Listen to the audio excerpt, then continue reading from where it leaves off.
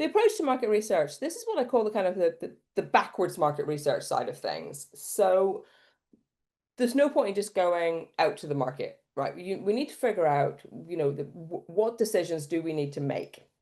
So are we talking about product decisions or how we're going to form our company or, what our routes to market are going to be, etc. So once we know what decisions we need to make, we then work back from that. Okay, therefore, what information do we need to gather in order to make those decisions?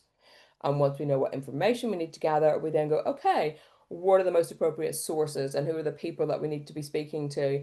So for instance, in the case of, coming out of academia, it could be that we actually want to be speaking to a lot of the, academic leaders in the field. It could be we want to speak to industry leaders. It could be that really we want to speak to, analysts in the market to get their views on it. But all of that should be designed in order to give us the information we need in order to make the decisions that we need to make. And then once we know what the appropriate sources and people are and what information we need to gather, we then look at what techniques are best. So for instance, if we know that we're still sort of in a very early stage and we don't even really know, what products we need to be developing, then, going out to 1,000 people with a questionnaire, it's probably not going to be of an awful lot of use to us because we don't even really know what questions we want to be asking at that point.